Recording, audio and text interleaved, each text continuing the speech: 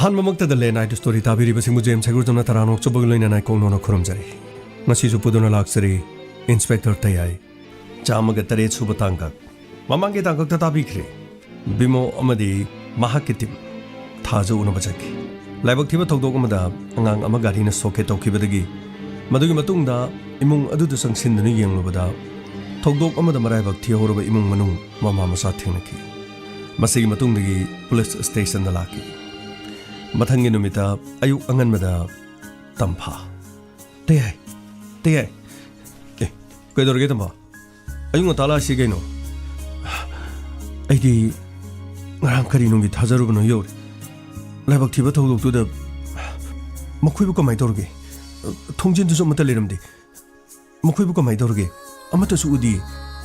ꯂꯣꯏꯅꯃꯛ ꯀꯥꯗ ꯄꯣꯊꯥ ꯂꯩꯍꯧꯔꯤꯕꯅꯤ ꯒꯥꯔꯤꯗꯨ ꯑꯦꯛꯁꯤꯗꯦꯟ ꯊꯣꯛꯄꯅꯤ ꯂꯥꯏꯕꯛ ꯐꯕꯗꯒꯤ ꯌꯥꯝ ꯀꯟꯅ ꯁꯣꯛꯍꯧꯗ꯭ꯔꯦ ꯑꯍꯥꯟꯕꯗ ꯌꯩꯁꯟꯕꯗꯨꯗ ꯁꯣꯔ ꯐꯨꯟꯕꯣꯏ ꯀꯔꯤꯕꯣꯏ ꯃꯣꯏ ꯈꯔ ꯋꯥꯟꯊꯕꯖꯥꯠꯅꯤ ꯒꯥꯡꯃꯩꯁꯨ ꯃꯈꯣꯏ ꯃꯌꯥꯝꯗꯣ ꯍꯧꯗꯣꯛꯄꯒꯤ ꯃꯍꯨꯠꯇ ꯄꯥꯈꯠꯃꯟꯗꯅ ꯑꯩꯉꯣꯟꯗ ꯍꯥꯟꯅ ꯀꯣꯜ ꯇꯧꯔꯕꯅꯤꯗꯅ ꯑꯩꯁꯨ ꯔꯥꯖꯦꯟꯒ ꯄ꯭ꯔꯞ ꯆꯠꯂꯦ ꯑꯗꯨꯒꯗꯤ ꯂꯥꯏꯕꯛ ꯐꯕꯗꯒꯤ ꯀꯔꯤꯁꯨ ꯇꯧꯍꯧꯗ꯭ꯔꯤ ꯌꯥꯝ ꯅꯨꯡꯉꯥꯏꯇꯕ ꯑꯃꯅ ꯑꯉꯥꯡ ꯑꯃ ꯒꯥꯔꯤ ꯊꯦꯡꯒꯦ ꯇꯧꯕ ꯏꯃꯨꯡꯗꯣ ꯌꯨꯝꯊꯣꯡ ꯄꯣꯛ ꯑꯣꯏꯅ ꯇꯧꯏ ꯄꯥꯎꯗꯣ ꯌꯥꯝ ꯅꯨꯡꯉꯥꯏꯇꯦ ꯉꯁꯤꯗꯒꯤ ꯆꯍꯤ 10ꯃꯨꯛꯀꯤ ꯃꯃꯥꯡꯗ ꯊꯧꯗꯣꯛ ꯑꯃꯈꯛ ꯊꯣꯛꯈꯤꯕꯖꯥꯠꯅꯤ ꯀꯔꯤ ꯊꯧꯗꯣꯛꯅꯣ ꯍꯥꯏꯁꯤꯕꯗꯤ ꯑꯉꯥꯡꯗꯨꯒꯤ ꯃꯃꯥꯗꯨ ꯃꯈꯣꯏ ꯈꯛꯇ ꯑꯗꯨꯋꯥꯏꯗ ꯌꯨꯝꯊꯣꯡ ꯄꯣꯛ ꯑꯣꯏꯅ ꯂꯩꯕꯖꯥꯠꯅꯤ ꯃꯄꯨꯔꯣꯏꯕꯗꯨ ꯃꯇꯝ ꯑꯃꯗ ꯑꯣꯇꯣ ꯊꯧꯏ ꯅꯍꯥꯟꯋꯥꯏ ꯈꯕꯔꯗꯒ ꯌꯥꯎꯈꯤꯕꯗꯨꯅꯤꯗ ꯂꯝꯕꯤꯗ ꯅꯨꯄꯤ ꯃꯆꯥ ꯑꯅꯤ ꯑꯣꯇꯣ ꯇꯣꯡꯉꯒ ꯃꯃꯥꯟꯅꯕ ꯑꯃꯒ ꯃꯣꯏ ꯁꯨꯡꯈꯥꯝ ꯈꯥꯝꯗ꯭ꯔꯕ ꯀꯦꯅꯦꯟ ꯑꯃꯗ ꯄꯨꯁꯜꯂꯒ ꯏꯖꯠ ꯃꯥꯡꯍꯟꯕꯤꯔꯒ ꯍꯨꯟꯗꯣꯛꯑꯝꯕꯅꯤꯗꯅ ꯃꯇꯝ ꯑꯗꯨꯗ ꯑꯆꯨꯝꯕ ꯄꯥꯝꯕ ꯀꯥꯡꯕꯨꯅ ꯊꯧꯗꯣꯛ ꯑꯗꯨꯒꯤ ꯃꯊꯪꯒꯤ ꯅꯨꯃꯤꯠꯇ ꯐꯒꯠꯂꯒ ꯄ꯭ꯔꯦꯁ ꯃꯦꯗꯤꯌꯥ ꯃꯃꯥꯡꯗ ꯄꯨꯊꯣꯛꯑꯒ ꯅꯣꯡꯃꯩꯅ ꯀꯥꯞꯄ ꯍꯥꯠꯈꯤꯕꯗꯨꯅꯤꯗ ꯃꯃꯩꯊꯪꯗ ꯏꯃꯨꯡ ꯃꯅꯨꯡꯗꯨ ꯂꯩꯀꯥꯏꯗ ꯂꯩ ꯌꯥꯗꯕꯗꯒꯤ ꯁꯣꯁꯤꯌꯦꯜ ꯕꯣꯏꯀꯣꯠ ꯇꯧꯔꯤꯅꯦꯅ ꯃꯌꯥꯝꯒꯤ ꯃꯣb ꯂꯤꯟꯆꯤꯡ ꯃꯣb ꯖꯁꯇꯤꯁ ꯐꯠꯇꯕ ꯃꯤ ꯑꯃꯅ ꯐꯠꯇꯕ ꯊꯕꯛ ꯇꯧꯔꯒ ꯏꯃꯨꯡ ꯃꯅꯨꯡꯗ ꯂꯣꯏꯅ ꯇꯥꯏꯅꯕꯁꯤ ꯇꯝꯐꯥ ꯃꯁꯤ ꯑꯩꯈꯣꯏ ꯂꯝꯗꯝꯁꯤꯗ ꯌꯥꯝ ꯊꯣꯛꯏ ꯐꯠꯇꯕ ꯃꯥꯗꯤ ꯁꯤꯈ꯭ꯔꯦꯗꯣ ꯃꯃꯥ ꯃꯆꯥꯗꯨꯅ ꯂꯩꯍꯧꯔꯤ ꯐꯤꯕꯝꯗꯨ ꯑꯁ ꯌꯦꯡꯕ ꯌꯥꯝ ꯅꯨꯡꯉꯥꯏꯇꯦ ꯃꯣꯏꯒꯤ ꯂꯩꯀꯥꯏꯗꯨꯒꯤ ꯃꯤꯁꯤꯡꯗꯨꯒ ꯃꯤꯇꯤꯡ ꯑꯃ ꯇꯧꯔꯒꯅꯦ ꯃꯃꯥ ꯃꯆꯥꯗꯨꯗ ꯑꯄꯟꯕ ꯄꯤꯗꯅꯕ ꯁꯨꯔꯁꯨ ꯁꯨꯅ ꯇꯥꯟꯖꯔꯛꯄ ꯈꯔꯗꯨꯅ ꯍꯤꯡꯕ ꯉꯝꯅꯅꯕꯒꯤ ꯍꯣꯠꯅꯖꯕꯗꯨ ꯃꯗꯨ ꯈꯟꯅꯗꯕ ꯌꯥꯗ꯭ꯔꯦ ꯑꯗꯨꯒ ꯃꯐꯝ ꯑꯗꯨꯒꯤ ꯄ꯭ꯔꯙꯥꯟ ꯃꯦꯝꯕꯔ ꯖꯤꯂꯥ ꯄꯔꯤꯁꯠ ꯀꯔꯤ ꯀꯔꯤꯅꯣ ꯈꯨꯗꯣꯡꯆꯥꯕ ꯌꯦꯡꯉꯒ ꯏꯃꯨꯡꯗꯨꯁꯨ ꯈꯔ ꯄꯤꯕꯤꯅꯅꯕ ꯗꯤꯁꯤꯒꯤ ꯈꯨꯠꯊꯥꯡꯗꯁꯨ ꯑꯗꯒꯤ ꯑꯃ ꯀꯔꯤ ꯀꯔꯤ ꯈꯨꯗꯣꯡꯆꯥꯕ ꯀꯌꯥꯃꯔꯨꯝ ꯐꯪꯅꯅꯕꯗꯨ खर सिनबीगेनदि खल्ले तयाई अदुदि याम नुंगाइति तंफा मसिनि मियोइबा खोइगि पुन्सिसे नुंसिनरकपा मतम खंगनरकपा मतमददि असिगुम्बा थौदोक थोलकनि खंबा नतेदो पुन्सिसे यामना लुबजानि तंफा अदो तयाई आई एम सॉरी करिगिनो आई एम सॉरी तौरैसिना ngarang aina moi mayam do tharamdradi khudong thibadu thomoi dongne ba adu kedorage tamba nahangna tharure thaja unarure adu natro ai ju loin khangi de nangna tori plan sida lei bangang singji aina thabak loi seasonare moi moi gi nuksinabam to unadre sini ba adu nangna tharubadagi imung manung ma sugoi thengnare dana nangna tharamdradi imung manungdusu thengnaramdaba yai se kaisu khalono dugidam yare it's all right karigi sorry no adote angang sing du kyam kyam soke ba hospital da mata pudrabo hospital da pudrasu yare na khare yesan ba khare hubat ba hidak tai tai dana molom tai tai dana ka da loin bo yan yan lairam nang change ga ngak ta changbi so ai chang mata leda aina thage tharuraga ai ubada sauningani karigi saudoino bimosu thajauna reidudi anga gaisu yam haro haro yam chakhibanida anyway ado nangsu thabakse torkana soidena khangni adote misu loina lohongna dori akhoi di kamai dau saino Kaino hajibo. Laina tina siju fatri. Uzumi yamna punbadu phabanatrini. Lenga ki uzige sopi yam leiribani ko. Pung taru hekta badagi di mi punbe yadaba yamna punbe yadaba. Eko yam senari jani. Matak thangbadi ko order yam lakhar jani. Tarak tarak hayeng mi ka jik thang lo hongdu phabro. Kaino haisibo de. Ibani ki lo hongmuda mi ke am telan chai no. Stadium am do hong ja hairaba. Tamfa. Karino nang haidubo. Se. Santo bigi hana ma phung khang na sin bigi se. Aduga akhogi mo. As adu budi yaida. Adaida hayeng police ki thabak sina sum chin jhalaktana ai so hayeng amo thabak phajana to khalakudagi ai amuk sangjaro ko de. E sangdragana gari ma por amani la ga pha tharidana. E kaino haise bote police na bumnu pi phana doiro. Fagi to bunida. Ai loin khang. Ai bu hanu robo. Nang su dum lai yari kaino. Thabuk mayam se. Case mayam se. Masi ayam am to loisang gi. Te ai hojik se nahange leina tina sile pu bagi mi amna lu hong na dro. Gari ga si thau ngam na gai lambi da loina traffic jam oina reba. Ado kaino to ba. Mo mi tau ko na. Handa ki training chalu basi mo mi tau hinang. Te phagi na te ba. Isan to mi gi hong do le ga na. Pra hong na se ba. Adu lo ga hek thang na ba tha do khoi mo hong na ba. E khoi no hai ji bo. San to mi hong lo ga chahi amani le gi dong ni he. Kari no phai phai. Aina hai be yadram ni na ba. Hayeng aina mu yarak tradi. Adu ga tu edana. Hong dra lori. Kaino te na hai ji bo. Oin gi ro ba hai ji bo. Yare thamba. Changang ge sitani. Kanano mapana mile. Amte angang gai su loina mo duty am to tawdre tawrisi video ke angang khar leibdu no karai karai sakhar jano te nupi masak phajabanga nupa masak phajabanga lai te asidi kaino ni gita ga sanjay gani ha kaino hajibo mokhodi kamaina lai sir akhil laksari sir sanjay kaino yam thuna kamai dorino sir hospital degi narang discharge story gita ga sar gi manak thalai ne sir kari legi nakhoi su lohong bugi baton to lai jalo adugi nate sir akhoi gi case to adugi matang da ai kainom to sum sar da haijage no kari no haisibo nangi case to gi already khaba madi mahaki mamana badu custody dum lady nakoi gi naku boksu custody de lay hayeng di court soina puthoni makhoi ne tongjagi ba maral dugi matungina makhoi gi cherak phangja bata bani ne adu budi chume sir adu sir ai gi punchi da yekna ba haiba se sir ai thamba pamte kari nu yekna ba haiba di sanjay ai gi thak te leram ba casing du ai handok charki kari nu haisu sanjay achumani sir Amarumda gita gya popane. Aduga khabasu gita gi babung na haibadagi thabak sing ado pangthokibin. Sir, ai makhoi gi mathakta thamma case to handok jaragi. Makhoi bu thadok piro sir.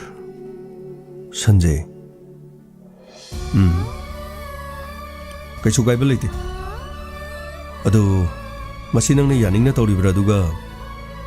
kanagumbugi influence da nati sa wafam si aina gita da hudu pumatam da so gita na wafam si yate mahaki apupabu mahana kangkaningti adubu sir aina nungsi jabi gita mahana ngasi mali masida laglibasi mahaki pabung leram badagi mahaki pabungbu aini kai kumne aina hantaba ta kamada lairabi mumumada poporo so sir ꯀꯔꯤ ꯍꯥꯏꯗꯧꯅꯣ ꯈꯪꯗ꯭ꯔꯦꯖꯥ ꯒꯤꯇꯥꯅ ꯍꯥꯏꯕꯁꯨ ꯅꯠꯇꯦ ꯒꯤꯇꯥꯒꯤꯗꯤ ꯑꯗꯨꯝ ꯃꯔꯥꯜꯒꯤ ꯃꯇꯨꯡ ꯏꯟꯅ ꯖꯦꯜꯗ ꯆꯪꯁꯅꯨ ꯍꯥꯏ ꯑꯗꯨꯕꯨꯗꯤ ꯆꯨꯝꯃꯤ ꯁꯟꯖꯦ case ꯑꯁꯤ ꯂꯧꯇꯨꯅꯕꯅꯤ life ꯑꯦꯇꯦꯝꯅꯤ ꯂꯩꯒꯦꯅ ꯂꯩꯔꯕꯗ ꯊꯥ 5-6 ꯑꯗꯨ ꯃꯇꯨꯡꯗꯩꯗꯤ ꯑꯗꯨꯝ ꯕꯦꯜꯗ ꯊꯣꯛꯈꯤꯗꯧꯕ ꯉꯥꯛꯇꯅꯤ ꯑꯦꯅꯤꯋꯦ ꯅꯪꯅ ꯊꯃꯣꯏ ꯁꯦꯡꯅ ꯍꯥꯏꯔꯕꯅꯤꯅ ꯀꯦꯁꯁꯤ ꯀꯛꯑꯒ ꯂꯣꯏꯔꯦ ꯀꯩꯗꯧꯔꯒꯦ ꯒꯤꯇꯥ ꯁꯟꯖꯦꯅ ꯍꯥꯏꯔꯤꯕ ꯋꯥꯐꯝꯁꯤꯕꯨ ꯅꯪꯒꯤ ꯑꯣꯏꯅꯗꯤ ꯀꯔꯤ ꯂꯩꯕ ꯁꯥꯔ ꯑꯩꯒꯤꯗꯤ ꯄꯥꯕꯨꯡ ꯊꯥꯗꯣꯛꯄꯤꯌꯣꯅ ꯗꯥ ꯁꯟꯖꯦꯗ ꯍꯥꯏꯕꯁꯨ ꯂꯩꯇꯦ ꯑꯗꯨ ꯃꯥꯅ ꯌꯥꯗꯗꯅ ꯃꯐꯝꯁꯤꯗ ꯂꯥꯛꯏꯅꯤ ꯑꯩꯅꯗꯤ खर खंगनजे पाबुंगदो हाइबन अरेबना लेतबगी खंगदबा मतम पुनमक्ता लाइरबा इना खुनबा सर पुंसीदे हिंगबदा पैसा थी चंग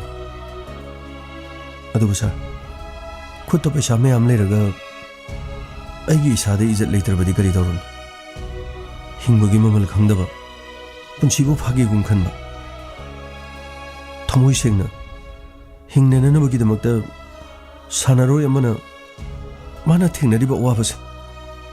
कनामतन खंगबिथि इना केरा खुलबा खुद सेल यामना पाइरमनबा लंथुम याम लेरदी करीमता होनरमदबसु याइदा संजय सेल पाइनननबगीदमा चाबा थकपा वातनननबगीदमा दा संजयना सानखिबदि नथि लमदमसिदा होरकपा अखोय फुरुप खुदिमक्ता सानबगी अथोय हेन तानबदा माइ पापकी मिंचत पुरुकनबगी इमा इपा इपुसिंगी इमा अखोयगी हक्सांगदा चेले हबसिदी दा संजय नताई अगी ओइनदी केस असे हंदोकपिगनो हाइबन अदुबु सर दा संजयने यादबदगी मफम असिदा लाइनी फरेगी था संजयने हाइरबनिना केस असे कक्थलगे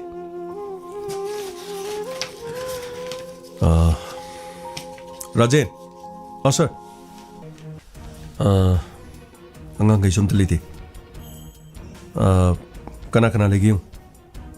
अदुगा गीता के पाबुंगदो अदुगा खाबा मोई लोकपता लेबसिंगदो लोइना पुतोर फनी सर संजय फमजे साइदे वारी साना ले लेब ले फम अदुम फम गीता फम संजय नसा फगलपद याम नुंगाइ सेमीफाइनल मैच दी मकोक्तगी येंग बतारेदना गीता संजय बु लुना तौबियुको अदो सिदगिदी केसु कक्नदोरबनिना लुहोंबे वाफमदी करम कांदा तादोइबा ए कइनो तम फनंग हैदु अस्ते याय नंग खंगबोदेबा सुम अंगांगैगा सुम वारी सानाबनी संजय तंफाजी हंदक मरक्ति लुहोंबगी वारीदा सा लेरबनिको अस कइनो ते हैदुबो अखोइदौना सुम लेगद्रा हाइजिबो अखोइदौना सुम लेगद्रा हाइजिबो अदुगी सरुपदी फाइनल लौरगदी लुहोंबा यारेदना सर चंगजरगे सर चंगो राजे चंगो लेंसिबी सर अखोइबु कौबिबु करी इचानपी गीतागा अदुगा अदुमना लाइफ एटेम तौखिबा संजय मखोइनी मफमसिदा लाइस करीगिदमत माले सर केस असिगी मतंगदा नतना करीगिदि ओरुनी ऐसादसु हना हाइजखरे आइनी इचासिंगदा सिंगनखिबदो मदुगी चप चाबा मदुगी मतिक चाबा इरालदो आई दुम फंगजके अदुबु अदोमनो खनबिरिबिदो लाले इचानपी गीतागा संजयगा लालिबसिदी केस असि मखा चथनबा नथे केस असि कक्पा लाइन हा केस असि कक्पा मानी पाबो पाबुंगना पुकजेल पिखिबा दा संजयबु करिसु लेतना खनबदो अदुबु पाबु दा संजयनदी केस असि ꯃꯈꯥ ꯆꯠꯊꯕ ꯄꯥꯝꯗ꯭ꯔꯦ ꯄꯥꯕꯨꯡꯅ ꯇꯧꯈꯤꯕ ꯃꯌꯥꯝꯗꯨ ꯗꯥ ꯁꯟꯖꯌꯅ ꯉꯥꯛꯄꯤꯔꯦ ꯌꯦꯡꯉꯣ ꯄꯥꯕꯨꯡꯒꯤ ꯂꯩꯔꯤꯕ ꯀꯥꯏꯕꯗ ꯆꯥꯕꯗ ꯂꯣꯏꯕ ꯉꯝꯂꯔꯣꯏꯗꯕ ꯂꯟ ꯊꯨꯝ ꯃꯌꯥꯝ ꯂꯩꯔꯕꯁꯨ ꯄꯨꯛ ꯊꯟꯅ ꯆꯥꯕ ꯐꯥꯎꯕ ꯐꯪꯖꯗ꯭ꯔꯕ ꯑꯋꯥꯕꯇꯅ ꯃꯁꯔꯨꯛ ꯑꯣꯏꯔꯕ ꯗꯥ ꯁꯟꯖꯌꯅꯗꯤ ꯃꯥꯒꯤ ꯄꯨꯟꯁꯤꯗ ꯄꯥꯕꯨꯡꯅ ꯍꯟꯅ ꯍꯟꯅ ꯁꯤꯡꯅꯈ꯭ꯔꯕꯁꯨ ꯄꯥꯕꯨꯡꯕꯨ ꯉꯥꯛꯄꯤꯗꯨꯅ ꯀꯦꯁ ꯑꯁꯤꯗꯒꯤ ꯍꯟꯗꯣꯛꯀꯦ ꯍꯥꯏꯗꯨꯅ ꯂꯥꯛꯏ ꯄꯥꯕꯨꯡꯕꯨ ꯂꯧꯊꯣꯛꯄ ꯂꯥꯛꯏ ꯏꯄꯥꯒꯤ ꯏꯕꯦꯝꯃ ꯑꯩꯁꯨ ꯌꯥꯝꯅ ꯏꯀꯥꯏꯔꯕꯅꯤ ꯑꯗꯨꯕꯨ ꯑꯩꯅ ꯊꯥꯈꯤꯕ ꯈꯣꯡꯊꯥꯡꯗꯨ ꯑꯔꯥꯟꯕ ꯈꯣꯡꯊꯥꯡ ꯑꯃ ꯑꯣꯏꯔꯝꯃꯤ ꯑꯩꯅ ꯈꯜꯂꯨꯕꯗꯤ ꯑꯩꯈꯣꯏꯒ ꯃꯥꯟꯅꯕ ꯑꯗꯨꯒ ꯏꯆꯥꯒꯤ ꯄꯨꯟꯁꯤꯕꯨ ꯅꯨꯡꯉꯥꯏꯅ ꯊꯝꯒꯗꯕ ꯏꯆꯥꯒ ꯂꯦꯡ ꯃꯥꯟꯅꯕ ꯃꯤ ꯑꯃꯗ ꯏꯆꯥꯕꯨ ꯊꯥꯖꯒꯦ ꯍꯥꯏꯅ ꯈꯜꯂꯨꯕꯗꯅꯦ ꯏꯄꯥꯅ ꯈꯔ ꯍꯦꯟꯖꯟꯈ꯭ꯔꯦ ꯑꯩꯅ ꯄꯥꯡꯊꯣꯛꯈꯤꯕ ꯊꯕꯛ ꯑꯗꯨꯒꯤꯗꯃꯛ ꯑꯩꯁꯨ ꯏꯀꯥꯏꯔꯤꯕꯅꯤ ꯑꯗꯨꯕꯨ ꯄꯥꯕꯨꯡꯅ ꯑꯩꯕꯨ ꯇꯁꯦꯡꯅ ꯅꯨꯡꯉꯥꯏꯅ ꯊꯝꯕ ꯄꯥꯝꯕ ꯑꯣꯏꯔꯕꯗꯤ ꯄꯥꯕꯨꯡ ꯗꯥ ꯁꯟꯖꯌꯅ ꯀꯔꯤꯃꯠꯇ ꯂꯩꯇ꯭ꯔꯕꯁꯨ ꯄꯥꯕꯨꯡꯒꯤ ꯂꯩꯔꯤꯕꯁꯤꯡ ꯑꯗꯨꯅ ꯗꯥ ꯁꯟꯖꯌꯗ ꯃꯇꯦꯡ ꯄꯥꯡꯖꯟꯕꯤꯔꯒ ꯗꯥ ꯁꯟꯖꯌꯁꯨ ꯍꯧꯒꯠ ꯀꯥꯡꯈꯠꯄ ꯉꯝꯖꯗ꯭ꯔꯤꯕꯗꯨ ꯍꯧꯒꯠ ꯀꯥꯡꯈꯠꯄ ꯉꯝꯂꯕꯗꯤ ꯑꯩꯒꯤ ꯅꯨꯡꯉꯥꯏꯕꯗ ꯄꯥꯕꯨꯡꯒꯤꯁꯨ ꯅꯨꯡꯉꯥꯏꯕ ꯑꯣꯏꯔꯣꯏꯗ꯭ꯔꯣ ꯄꯥꯕꯨꯡ ꯆꯨꯝꯃꯦ ꯒꯤꯇꯥ ꯑꯩꯅ ꯋꯥꯈꯜ ꯑꯁꯤ ꯈꯔ ꯊꯦꯠꯂꯨꯕꯗꯒꯤ ꯄꯨꯝꯅꯃꯛ ꯑꯁꯤ ꯊꯣꯛꯈꯤꯕꯅꯤ ꯏꯄꯥꯒꯤ ꯏꯕꯦꯝꯃ ꯍꯧꯈꯤꯕꯅ ꯍꯧꯈ꯭ꯔꯕꯁꯨ ꯍꯧꯖꯤꯛꯇꯤ ꯏꯆꯥ ꯁꯟꯖꯌꯅ ꯁꯥꯟꯅꯕ ꯐꯨꯠꯕꯣꯜ ꯃꯦꯆꯇꯨ ꯏꯄꯥꯁꯨ ꯅꯨꯡꯉꯥꯏꯅ ꯌꯦꯡꯂꯅꯤ ꯏꯄꯥꯒꯤ ꯏꯕꯨꯡꯉꯣ ꯁꯟꯖꯌ ꯅꯪꯒꯤ ꯄꯥꯕꯨꯡꯕꯨ ꯋꯥꯔꯧꯕ꯭ꯔꯥ ꯄꯥꯕꯨꯡ ꯑꯩꯅ ꯄꯥꯕꯨꯡꯗ ꯀꯔꯤꯒꯤ ꯋꯥꯔꯧꯖꯔꯨꯅꯤ ꯑꯩꯒꯤ ꯃꯄꯣꯛ ꯊꯤꯕꯅ ꯑꯩꯅ ꯂꯥꯏꯔꯕ ꯏꯃꯨꯡꯗ ꯄꯣꯛꯂꯨꯕꯅꯤ ꯑꯩꯅ ꯃꯇꯤꯛ ꯆꯥꯔꯝꯂꯕ ꯑꯩꯅ ꯁꯦꯜ ꯊꯨꯝ ꯄꯥꯏꯔꯝꯂꯕ ꯄꯥꯕꯨꯡꯅ ꯊꯥꯡꯂꯤꯕ ꯈꯣꯡꯊꯥꯡꯁꯤꯡ ꯑꯗꯨ ꯑꯃꯠꯇ ꯊꯥꯡꯂꯝꯗꯕꯒꯤ ꯑꯩꯅ ꯃꯇꯤꯛ ꯆꯥꯗꯕꯗꯒꯤ ꯊꯣꯛꯈꯤꯕꯅꯤ ꯏꯄꯥꯒꯤ ꯏꯕꯨꯡꯉꯣ ꯅꯪꯒꯤ ꯋꯥꯍꯩꯁꯤꯅ 이보 ꯍꯦꯟꯅ ꯅꯤꯡꯉꯝꯗꯕ ꯄꯣꯛꯍꯜꯂꯦ ꯃꯁꯤꯗꯒꯤꯗꯤ 이자기 ꯅꯨꯡꯉꯥꯏꯇꯅꯕ ꯀꯔꯤꯃꯠꯇ ꯁꯤꯠꯂꯔꯣꯏ ꯅꯈꯣꯏ ꯑꯅꯤꯒꯤ ꯅꯨꯡꯉꯥꯏꯅꯕꯗ ꯍꯣꯠꯅꯔꯒꯅꯤ ꯀꯔꯤ ꯇꯧꯔꯨꯅꯤꯒꯦ ꯏꯄꯥꯒꯤ ꯂꯩꯔꯤꯕ ꯂꯟ ꯊꯨꯝ ꯃꯌꯥꯝ ꯑꯁꯤꯕꯨ ꯑꯩꯅ ꯁꯤꯕꯗ ꯄꯨꯕ ꯌꯥꯒꯗ꯭ꯔꯥ ꯃꯁꯤꯗꯒꯤꯗꯤ ꯇꯣꯜꯂ ꯇꯥꯔꯕꯁꯤꯡꯗ ꯑꯩꯅ ꯃꯇꯦꯡ ꯄꯥꯡꯊꯣꯛꯀꯅꯤ ꯑꯩꯅ ꯄꯨꯝꯅꯃꯛ ꯀꯠꯊꯣꯛꯀꯅꯤ ꯁꯥꯟꯅ ꯈꯣꯠꯅꯕ ꯉꯝꯖꯗ꯭ꯔꯕ ꯁꯦꯝꯕꯤ ꯁꯥꯕꯤꯕ ꯉꯝꯗ꯭ꯔꯕ ꯁꯥꯟꯅꯔꯣꯏ ꯀꯌꯥꯗꯅꯦ ꯑꯩ ꯃꯇꯦꯡ ꯄꯥꯡꯊꯣꯛꯀꯅꯤ ꯑꯗꯨꯒ ꯃꯈꯣꯏꯅ ꯑꯁꯪꯕ ꯂꯝꯄꯥꯛꯇ ꯆꯦꯟ ꯆꯣꯡꯗꯨꯅ ꯁꯥꯟꯅꯕꯗꯨ ꯎꯔꯒ ꯏꯄꯥꯅ ꯃꯣꯃꯣ ꯅꯣꯛꯀꯅꯤ ꯑꯗꯨꯒꯅꯦ ꯍꯧꯈꯤꯕꯗ ꯑꯩꯅ ꯂꯥꯟꯈꯤꯕꯁꯤꯡ ꯑꯗꯣ ꯑꯩꯅ ꯇꯧꯈꯤꯕꯁꯤꯡ ꯑꯗꯣ ꯃꯗꯨꯗ ꯀꯣꯛꯅꯕ ꯑꯣꯏꯔꯁꯅꯨ ꯄꯥꯕꯨꯡ ꯅꯆꯥꯅ ꯂꯥꯟꯈꯤꯕꯁꯤꯡ ꯉꯥꯛꯄꯤꯌꯨ ꯑꯩꯒꯨꯝꯕꯅ ꯄꯥꯕꯨꯡꯒ ꯁꯤꯡꯅꯖꯕ ꯑꯩꯅ ꯀꯔꯤꯁꯨ ꯉꯝꯖꯕ ꯅꯠꯇꯦ ꯄꯥꯕꯨꯡ ꯑꯩꯅ ꯂꯥꯟꯈꯤꯕ ꯄꯨꯝꯅꯃꯛ ꯄꯥꯕꯨꯡꯅ ꯉꯥꯛꯄꯤꯌꯨ ꯌꯥꯔꯦ ꯍꯧꯒꯠꯂꯣ 이사부 이빠는 ꯌꯥꯝꯅ 와한ꯈ꯭ꯔꯦ ꯑꯗꯨꯕꯨ ꯅꯍꯥꯟ ꯁꯥꯟꯅꯈꯤꯕ ꯃꯦꯆ ꯑꯗꯨꯁꯨ ꯏꯄꯥꯅ ꯃꯔꯝ ꯑꯣꯏꯗꯅ ꯍꯧꯕꯗꯒꯤ ꯌꯥꯎꯍꯟꯕ ꯉꯝꯗ꯭ꯔꯦꯗꯅ ꯑꯗꯨꯕꯨ ꯏꯆꯥꯒꯤ ꯍꯣꯠꯅꯕ ꯑꯃꯗꯤ ꯃꯤꯌꯥꯝꯒꯤ ꯁꯄꯣꯔꯠꯅ ꯏꯆꯥꯅ ꯃꯦꯆ ꯑꯗꯨ ꯊꯣꯏꯈ꯭ꯔꯦꯗꯅ ꯌꯥꯝ ꯅꯨꯡꯉꯥꯏꯔꯦ ꯉꯁꯤꯗꯤ ꯒꯤꯇꯥꯒꯤ ꯄꯥꯕꯨꯡ ꯉꯁꯤꯗꯤ ꯀꯦꯁ ꯑꯁꯤꯁꯨ ꯑꯩ ꯁꯦꯒꯥꯏꯖꯔꯒꯦ ꯌꯥꯝ ꯅꯨꯡꯉꯥꯏꯔꯦ ꯑꯗꯨꯒ ꯍꯧꯖꯤꯛ ꯍꯥꯏꯕꯤꯈꯤꯕꯗꯣ ꯂꯟ ꯊꯨꯝꯈꯔ ꯀꯠꯊꯣꯛꯀꯅꯤ ꯍꯥꯏꯕꯗꯣ ꯀꯠꯊꯣꯛꯀꯗꯕ ꯏꯃꯨꯡ ꯑꯃꯁꯨ ꯂꯩꯔꯦꯀꯣ ꯑꯩꯈꯣꯏꯅ ꯉꯔꯥꯡ ꯈꯛꯇ ꯊꯦꯡꯅꯖꯔꯛꯄ ꯏꯃꯨꯡ ꯑꯃ ꯂꯩ 이몽도디네 아이 기타가 산재가다 이 와리도 그래 사자라게 아두가 시바다 뿌바 야다바 란통 kharagidamak ꯑꯩꯈꯣꯏ ꯑꯃꯒ ꯅꯨꯡꯁꯤꯅꯕꯗꯕ ꯍꯥꯏꯕꯁꯤꯗꯤ ꯃꯁꯤꯗꯤ ꯌꯥꯝꯅ ꯐꯠꯇꯦ ꯍꯥꯏꯇꯥꯔꯦ ꯁꯦꯜ ꯍꯥꯏꯕꯁꯤ ꯍꯤꯡꯕꯗ ꯑꯗꯨꯝ ꯆꯪꯏ ꯃꯔꯝ ꯆꯥꯅ ꯑꯗꯨꯝ ꯁꯤꯖꯤꯟꯅꯕ ꯃꯔꯝ ꯆꯥꯅ ꯑꯗꯨꯝ ꯂꯥꯛꯅꯕ ꯑꯩꯈꯣꯏꯅ ꯄ꯭ꯂꯥꯟ ꯇꯧꯔꯒ ꯂꯣꯏꯅ ꯍꯣꯠꯅꯕ ꯌꯥꯏ ꯍꯥꯏꯖꯔꯤꯕ ꯑꯗꯨꯕꯨ ꯑꯩꯈꯣꯏꯅ ꯄꯩꯔꯒ ꯊꯝꯃꯒ ꯅꯨꯡꯉꯥꯏꯅ ꯂꯩꯔꯒ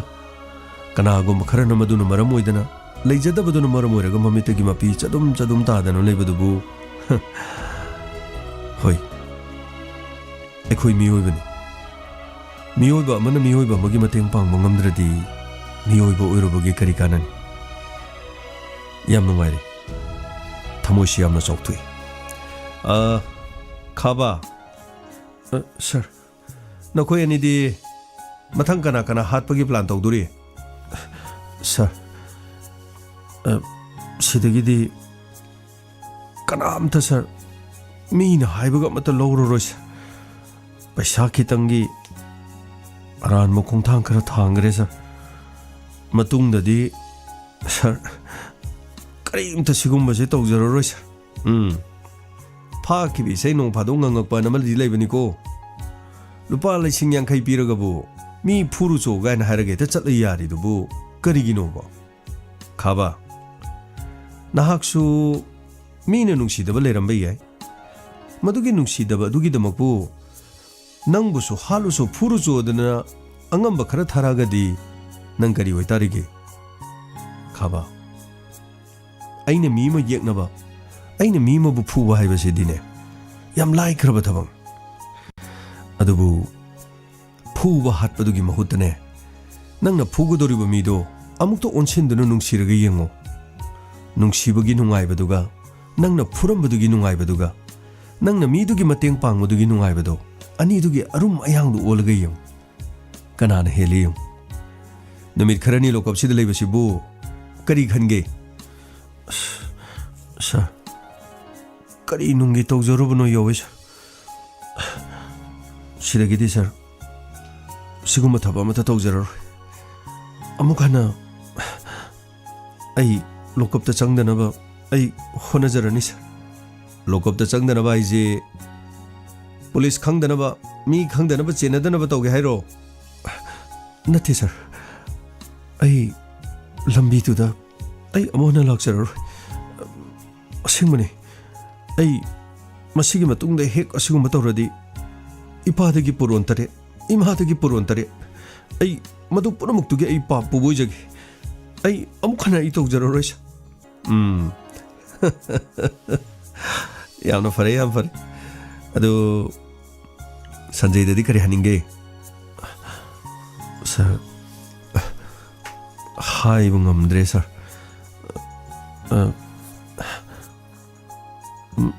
ꯃꯔꯨꯞ ꯁꯟꯖꯩ ꯑꯩꯈꯣꯏꯅ ꯇꯧꯈꯤꯕꯗꯣ ꯑꯩꯈꯣꯏꯕꯨ ꯉꯥꯛꯄꯤꯌꯨ ꯁꯤꯗꯒꯤꯗꯤ ꯃꯔꯨꯞ ꯁꯟꯖꯩꯗ ꯊꯦꯡꯅꯒꯗꯕ ꯑꯋꯥꯕ ꯄꯨꯝꯅꯃꯛ ꯃꯔꯨꯞꯄꯨ ꯊꯦꯡꯅꯗ꯭ꯔꯤꯉꯩꯗꯅꯦ ꯑꯩꯈꯣꯏꯒ ꯍꯥꯟꯅ ꯊꯦꯡꯅꯅꯕ ꯍꯣꯠꯅꯔꯗꯕꯅꯤ ꯃꯔꯨꯞꯀꯤ ꯃꯥꯡꯗ ꯑꯩꯈꯣꯏꯅ ꯆꯤꯡꯖꯥꯎꯒꯨꯝꯅ ꯁꯝꯕꯜ ꯑꯣꯏꯅ ꯂꯦꯞꯇꯨꯅ ꯂꯩꯔꯒꯗꯕꯅꯤ ꯈꯥꯕꯥ ꯊꯦꯡꯛ ꯌꯨ ꯑꯗꯨꯒꯅꯦ ꯅꯍꯥꯟꯗꯤ ꯂꯣꯀꯞꯇ ꯂꯩꯉꯩꯗ ꯕꯣꯜꯁꯨ ꯌꯦꯡꯕ ꯅꯪꯍꯧꯗ꯭ꯔꯦ ꯑꯗꯨ ꯁꯦꯃꯤ ꯐꯥꯏꯅꯦꯜꯒ ꯐꯥꯏꯅꯦꯜꯒꯗꯤ ꯁꯣꯏꯗꯅ ꯌꯦꯡꯖꯔꯅꯤ ꯑꯗꯨꯒ ꯑꯩꯈꯣꯏꯅ ꯇꯧꯈꯤꯕꯁꯤꯡꯗꯣ ꯑꯩꯈꯣꯏꯕꯨ ꯉꯥꯛꯄꯤꯌꯨꯀꯣ ꯑꯩ ꯑꯝꯇ ꯈꯨꯔꯨꯝꯖꯒꯦ ꯈꯣꯡ ꯁꯥꯡꯅ ꯇꯤꯡꯊꯣꯛꯆꯔꯒ ꯌꯥꯔꯦ ꯀꯔꯤꯅꯣ ꯇꯧꯏꯗꯨꯕꯣ ꯍꯧꯒꯠꯄꯤꯔꯣ ꯑꯩ ꯑꯃꯨꯛꯇ ꯈꯨꯔꯨꯝꯖꯒꯦ ꯑꯩ ꯑꯃꯨꯛ ꯍꯟꯅ ꯇꯧꯖꯔꯔꯣꯏ ꯌꯥꯔꯦ ꯍꯧꯒꯠꯂꯣ ꯈꯥꯕꯥ ꯍꯧꯒꯠꯂꯣ ꯁꯤ ꯄꯨꯂꯤꯁ ꯁ꯭ꯇꯦꯁꯟꯅꯤꯅꯦ ꯍꯧꯒꯠꯂꯣꯅꯦ ꯅꯪꯅ ꯍꯥꯏꯔꯤꯗꯨꯗ ꯑꯗꯨꯝ ꯑꯩꯈꯣꯏꯅ ꯈꯪꯉꯦꯁꯦ ꯌꯥꯔꯦꯁꯦ ꯃꯇꯨꯡ ꯃꯅꯥꯎ ꯑꯗꯨ ꯇꯧꯕ ꯌꯥꯗꯦꯀꯣ ꯄꯩꯁꯥ ꯈꯔ ꯄꯤꯔ ꯃꯤ ꯐꯨꯔꯨꯆꯣ ꯈꯣꯠꯂꯨꯆꯣꯁꯦ ꯑꯗꯨꯒꯨꯝꯕ ꯃꯤ ꯑꯩ ꯍꯥꯏꯖꯤꯅꯤꯁꯦ ꯅꯔꯥꯏꯕꯛ ꯐꯔꯤꯅꯤꯀꯣ ꯅꯣꯏ ꯁꯤ ꯑꯃꯨꯛ ꯀꯦꯁꯦ ꯍꯟꯇꯣꯛꯀꯦꯒꯅ ꯂꯥꯛꯏꯁꯦ ꯀꯅꯥꯝꯇ ꯁꯨꯃꯥꯏꯅ ꯇꯧꯅꯗꯕꯅꯤ ꯁꯤꯗ ꯂꯩꯗꯨꯗꯤ ꯈꯔ ꯐꯔꯤꯅꯦ ꯖꯦꯜꯗ ꯆꯪꯉꯗꯤ ꯊꯥ ꯈꯔ ꯆꯍꯤ ꯈꯔ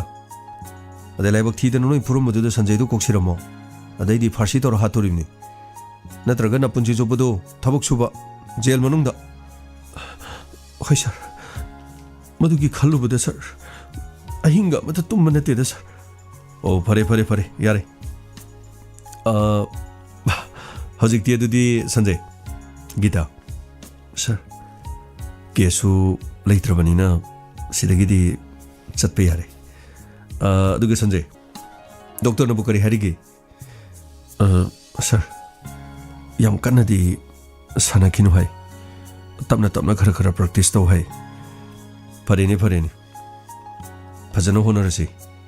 ꯁꯦꯃꯤ ꯐꯥꯏꯅꯦꯜ ꯅꯨꯃꯤꯠꯇꯨꯗꯤ ꯃꯩ ꯍꯧꯍꯜꯂꯁꯤꯅꯦꯀꯣ ꯕꯣꯟꯁꯦ ꯊꯣꯏꯗꯕ ꯌꯥꯗꯕꯅꯤꯀꯣ ꯍꯣꯏ ꯁꯥꯔ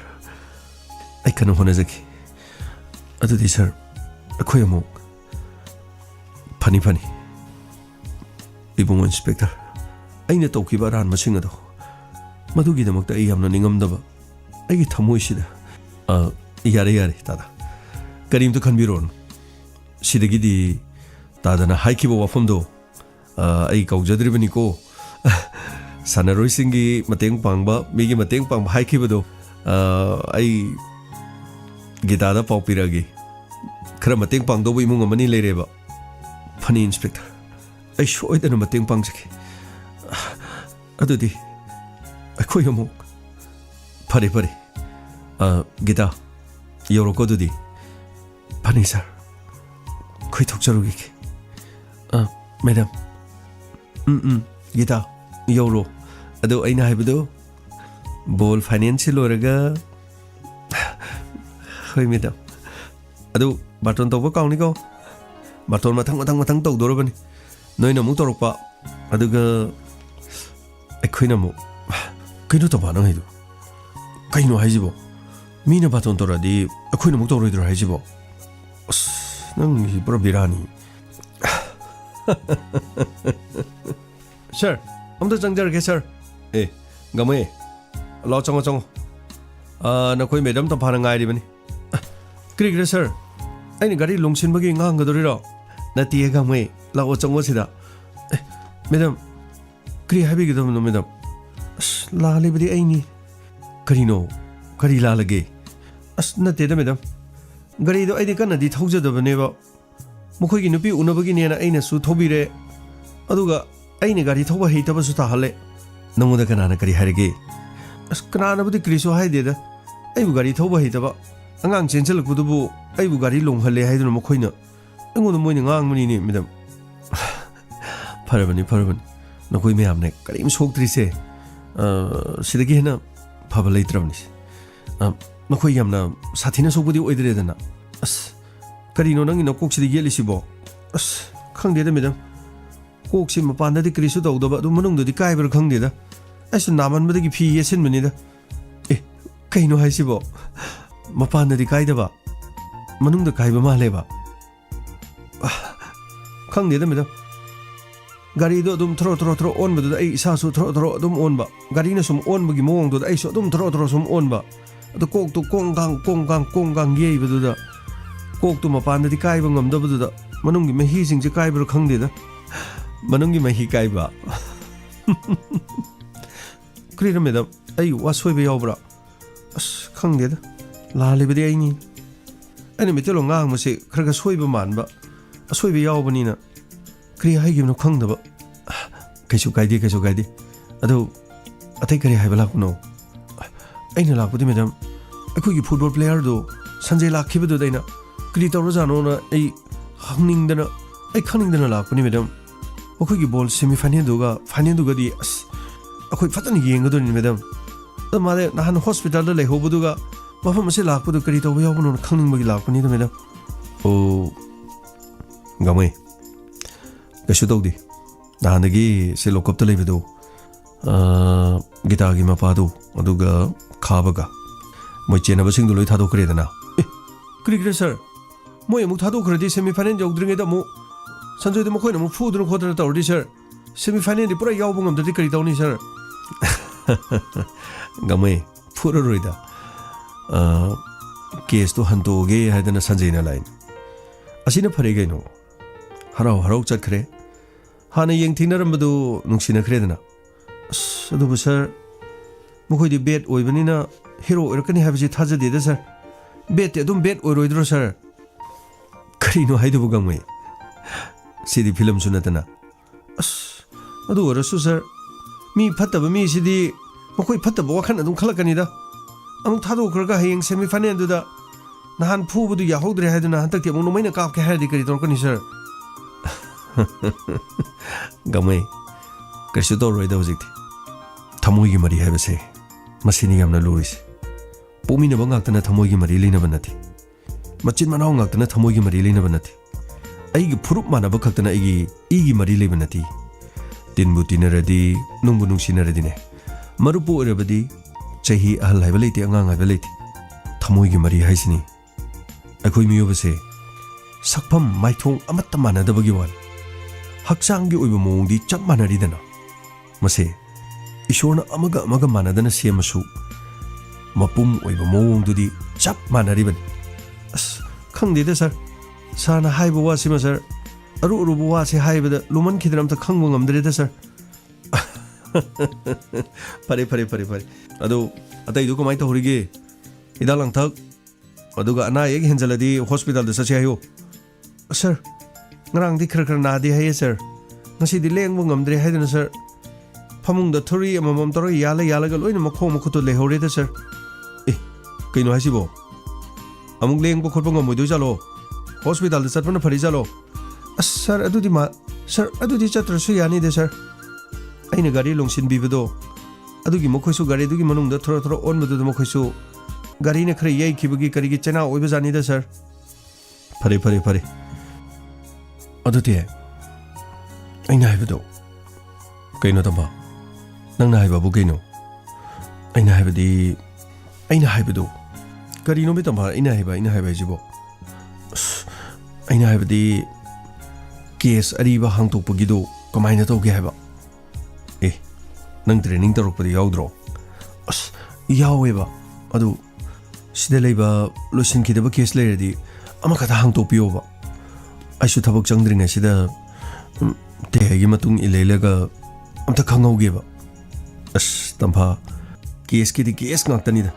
Nahadagis the low lady may have say, Amatalucian Mungam Tribanatan. How do you lose listening in Mang the Tarabado do Noctan? I know from the doctoring in the case cam later me. Sigi case singing Manunda or Brase. Lucien Mungam Draba, say, Rani gimme see. Te Rani Sinaka my dogono. Mapumi Bagas de Masini Rani Haribasi, Mayum Pan Bakuidribi, my woman. Mahagi Nupaga Makweni Nungsinare. Nupagi Mamingna Subon Amadi Rani Mokweni Siam Nungsinare College Kimatam the Gik Hangarapani Aduga Lam Sizupra Pang Kilometer Humpu Hundrani Moni Kenaris Adubu Nungsinabadi Arapa Mapam Sahargi Mapam Kungangi Mapam Hibalate Nungu Nungsinare Tampa Nungsinare Luhonge Luhongu Matung Sidagi Nupa Mayumda Rani si Ot Pahore Masina Nupi Mayungi Makoigi Case as the Palibopam Karigidam to Oliva Aun Pot Yami Yamde Aduga Mapam dagi Pochai Pangai Pangakte Aduga Nupi si Manimbok na Pami Pamde Aduga Nupa na Pamasu Manimbok na Pam Dabadi Olak Panisin Aduga Lady Bopam Sinane Nupa Mayum no Hari Nupa Mayum si Laman ba Haitaba Kungangilam Oina Tawadagi Pamaktaba Mayum Makai Pala Akanda Pamaktabadagi Mani Makugi Seba Toningakaba Aduga Kainaraga Mapam da Hanning Badagi Mahakna Maral Sibani Yum Adu the Lening Dabani Hab Adubuluri Bofamdi Adubu Nupisina Karigum Nupa Mayum Sipam the Borgadi Nupisina Sijagadra Karigidam to Nupa Mayum Adu the Nupisi Sigadoribano Nupi Mayum Nahari Nupa Mayum Nahatpani Nupa Mayum Nahari Masa Matanta Society Toruga Sijaban Karigidama Mongo the Ngang of Chairuba Dugidama Badanam Pibe Yananaba Society Toruga Siban Nupi Mayum Nahari Sibagi Pau Pirak Pasi Polo Irakan the Pire Nupa Mayum Namohari Matam Chana Pau Piki Adubu Ngai Abang Irava Matunda Lekai missing Masa Soxel Haidana Poloi Tokiban Young Hosiglais Nupi Aduna Society Toruga Sibu Urgadi Police the Garigi Pau Pidriven Masina Hanmoang Shirabadi Police the Pau Pigadan Police the Pau Piradi Postmortem Togadavan Postmortem Torabadi Cause of Death Sibagi Maram du Kangadoriban Nupi Dugi Masada Kari Mark Lay Puba Chebugi Dark Labra Masipunamakse Postmortem report Kanganadan Lekai missing no Hainarakadadi Nupi Dugi Ngaksamda Tauri Yan Magi Mangaksamda Dark Lay Aduga Masagi Kubom Amadi Makut saying ado पाइबदा फरक ताई हाइबदी कूदा थांगटपा अदुगा मसादु लेकाइगी मीना पोलोइबु यावरिनीदना चैरम चैफम दाफम लई हाइबसे लेकाइगी मीना मु हाइरी अदुबु लेकाइगी मीसिंगना हाइरिबु वफमदु कनाना high हाइबदी तसेंगनमकी witness अमता थोलो याथे सो सिनी case होजिक लेरिस नुपी से suicide ला murder रा अदुन होजिक से नुपी मयुम सिना case है जरा तक्सलक अदुगा केस ममांग लेरंबा इन्वेस्टिगेशन ऑफिसर ना केस असे लोशन मंगमददन अदुम लेरंबा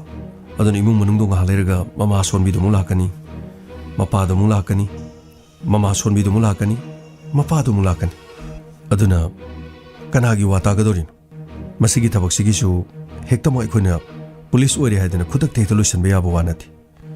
थोलिबा थौदोकसिगी क्रॉस एग्जामिनेशन तौगदबा मयाम लै अखोइना चिंगनरबदि मु कोर्ट की मतेंग लौरगा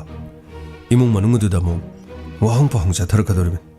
मदुगी मखा तारकबदि इमुंग अनिना कोर्ट मुक थेंगनगदोरिन अखोइना मु इन्वेस्टिगेशन तौरकांदा मदुगी चप चाबा रिपोर्ट अमु पुथोकांदा कोर्ट तो मखोइ येना हलगा अचुमरानी पुथोकदोरिसि ते अदुबदि आइसु लोइना खंगी अदुदि अरानी से सुसाइड उरमदो मानदेबो इमुंग मनुंगना हातपु उरमदो माले तंफा मदुना खोइगी बिहुनी अदुबु कनाना खंगी नुपी असि तसेनमकी मवा मपुरुइबगा खना चैनबदगी सुसाइड तौबा याउदबसु नथे मपुरुइबना चटपा माने यानिंगदबा थबक खरा लेब्रा मदुदगी साउदुनि इमुंग मनुंगदुदा महांगना तंगाइ फदना सुसाइड तौखिब्रा इचम चमना महांगना सुसाइड तौखिबदुना लांजद्रबा इमुंग मनुंगदुदा नुपीदुना मरम ओरगा इमुंग मनुंगदुना अवाबा ताहौरिब्रा मसिसु येंगदबा यादे नुपीदु खकी फेवरदो खोइना चटपा याबा नतबा अदुरगदी अमदमुक लेबा नाकन अनिमक्तो तोंजल्ला येंगगा अखोइगिदि इन्वेस्टिगेशन सिदने विटनेस हाइबा मचंग अदुबु केस असिदा पोस्टमार्टम तहौदबा मदुगी पोस्टमार्टम रिपोर्ट लेतबना अखोइगिदि केस सिदा यामना सोनबा तसेना थौदोक अदुगी उहोबमी नत्रगा लेकाइगी मीना विटनेस पीद्रगदी मसिमा उपाय सुंगनै लेथ्रे अदु नत्रगना इमुंग मनुंगी मीसिंगदो खोइना फागलगा वाहंग फहंग तौबा मतमदा मसा मसागी मचिंदगी मानी अखोइना हातपनी हाइबसे सी फावबो पुथोक्त्रगदी केस असले करीम चंगजन बेयारोदेबा ते सिगुम्बा केसे चप मानबा ममांगदसु खबरदा करीदा मयाम ताखरे अदुनी नुपीदो मपामदा हराव लांबा अदुगने नुपा मयुंगी नुंगाइतबा पाउसु सारमदबा हरावना नुंगाइना लेबगी मोंग लेरमगा मपामदा चाक चारगने नुपा मयुम यौखिबगा ngahak lerga na chanu pidu thori an sire siguma case su yong sidai case mayam lei karama matamda hangdok piduino karama matamda tawdoino karama matamda puthok piduino sina pass ki case ngatan hauji khoina thengnari sina station sida lakpa ekhoi da thokpa ekhoi gi mang da taba madu ngakani hojik thengnari si te siguma case mayam je loina khal leiradi आइदी तेगा से काउदो मालेबो ए नंग हजि खरगा खंगो होरब्रा अदुनी खलो police department थबक तोरदी मदु खंगबो होरादोन अदुते केसे हुजिति मथौ करमना तंफा अहिंग तुमबे याते रानी की मिसी असिगी मतंगदा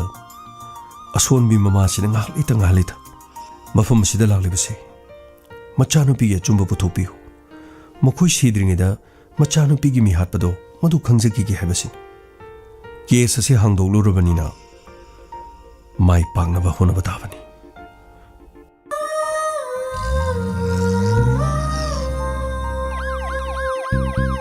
लाकले inspector